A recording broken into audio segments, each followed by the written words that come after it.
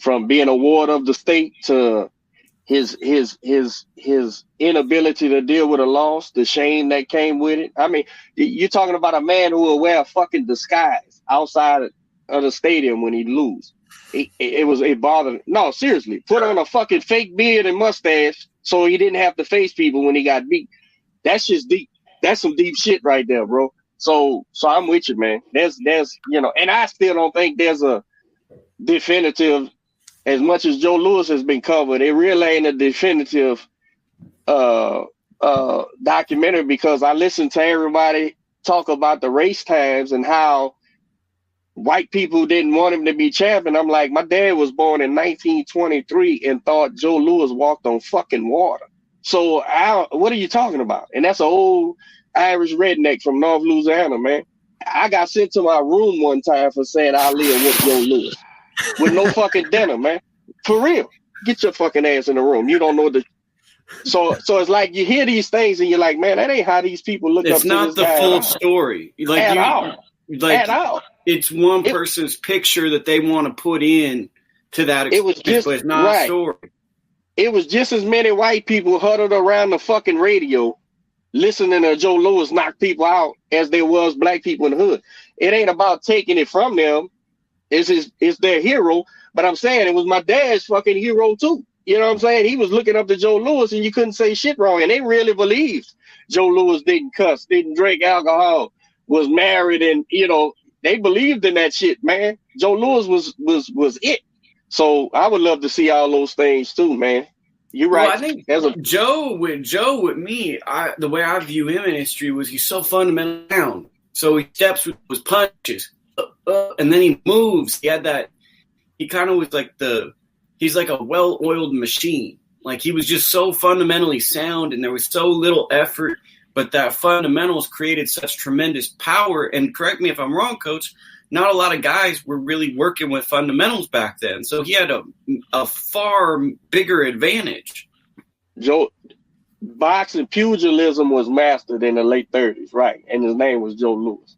That's who Ray Robinson wanted to be.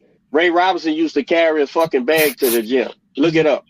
Joe Louis mastered boxing, man. And you're 1,000% right, Luke. And it was at a time where tough guys was getting shots, right? My guy could just take a beating till you pass out from beating him, and then he'll knock you out. That shit doesn't work with Joe Louis. Max Baer said, and Max Baer killed a couple men in the ring. And he was about 6'5", 6'4", 6'5". And they asked Max Baer to explain fear. He said, fear is looking across the ring at Joe Louis and he wants to go home early. That's the difference. And Joe Louis was 6'2", 200 pounds. And if you go look up Abe Simon at 6'4", 6'5", 250 pounds, go look at the Ambulance out, go look at his sons. Your 6'6", AJ Johnson, I know y'all like to say AJ Joshua. I know y'all like to pretend he's a Adonis and all that. Joe Louis would have fucking murdered him.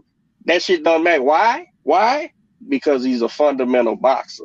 And he understood distance, range, where the holes were, where to set you up, where to throw the shots, when to throw the shots. And Joe Louis versus Max Schmeling too is probably as perfect a fighter as you ever seen in your life. What he did to that man. And I like to say all these guys, the greats, their best example of fighting on whatever in their career, you got to say that's the best them, and you match them up with other people. And I tell you, on that night, Joe Louis wasn't gonna be beat. I don't care if you put two Max Schmelings in the ring and they could have tag team. You got his fucking ass whooped, bro. You're dead on, Luke. You're dead on. Perfected pugilism, man. I want to say this. This is something I was looking at over the weekend. I think Roy Jones is the remix of Muhammad Ali. And people get mad at me when I say that, bro, but he brings a lot of the elements Ali brought. That hand speed, the showmanship. Like, to me, I think Ali, without a doubt. If I was alive when Ali was around, it would have felt like Roy Jones felt when I was coming up seeing it. He's such a sacred guy because of the political implications and what Ali meant to the world all throughout his life. At first, he didn't mean shit. Everybody hated him, right? And then all of a sudden, he went from, man, I cried, bro. in '96 when he lit the fucking torch and shit and ran. I mean, and I actually knew Ali from the fucking Decon commercials, right? And then my dad telling me, I grew and then learning and watching, but so they're so incomparable as far as people and what they meant, but boxing wise, yeah, that's what Roy Jones was. He was a supreme athlete that did everything wrong, but it was right for him. And Ali, the same thing. Ali pulled back, lifted his head in the air, never threw an uppercut, a body shot. He just peck, and he danced, and he said, and it was unfair almost that he could do everything wrong, and you can't do nothing about it. And that's exactly what Roy Jones were. Roy Jones, you can sit there and you map it out. Well, he can't do this, he can't do that, and and it didn't matter. It didn't fucking matter because he gets in there and he's too quick, he's too fast, his reflexes is too great. And so in that perspective, they're exactly the same. They're the exact same type of fighter and achieve something that they shouldn't have been able to achieve. They shouldn't have been able to do that because it's not by the rules. It's almost like cheating.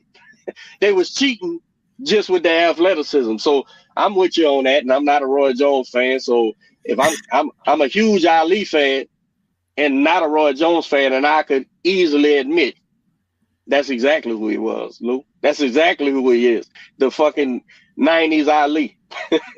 As far as boxing ability. Absolutely. Or I could be wrong. The fuck I know.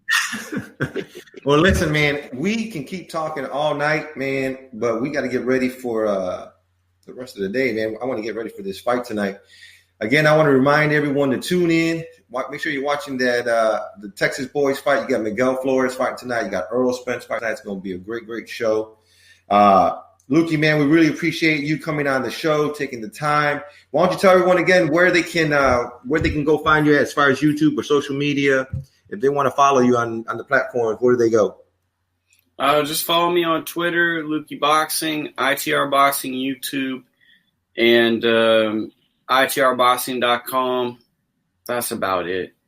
Nice. And Luke, hey, brother, I appreciate you covering my guys, man, doing them interviews and stuff, man. I appreciate you. You know that. We talk off camera, so I appreciate you, brother. Look, I'll tell you, like I tell everybody, the main currency I run off of, obviously I have to make money to live, but the currency I deal with is respect.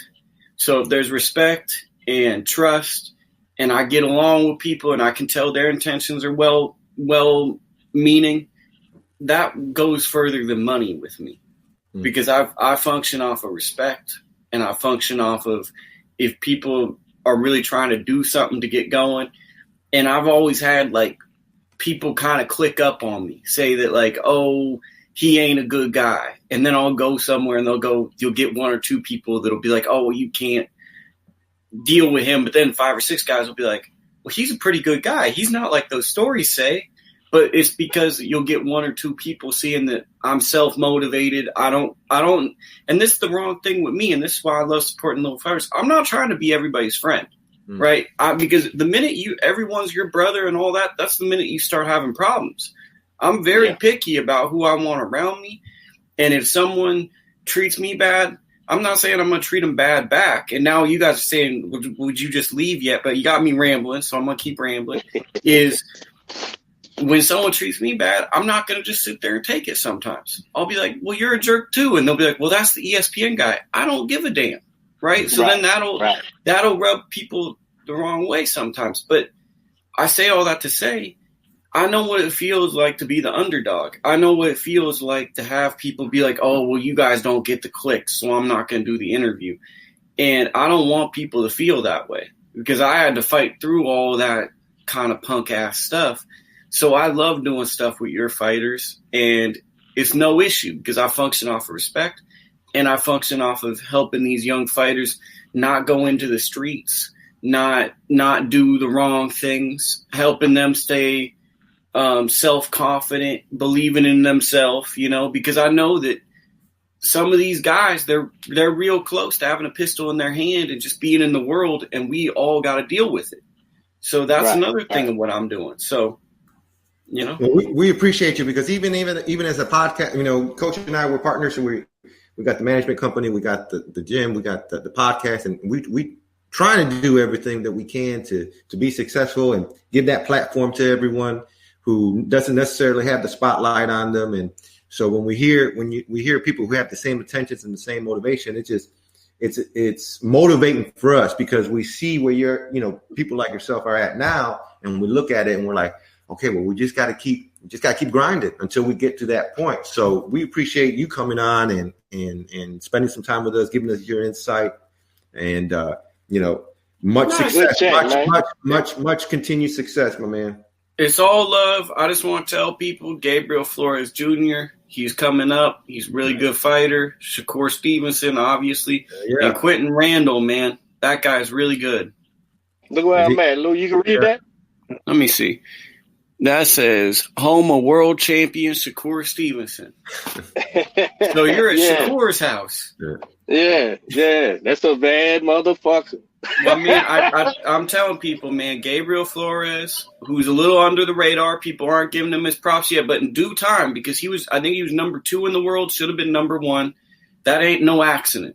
People go, He's got amateur style. Wait until he gets used to the pros. It's like people are going to go, oh, my God, he got good overnight. No, he's been good. You just didn't see what everyone that was smart was seeing.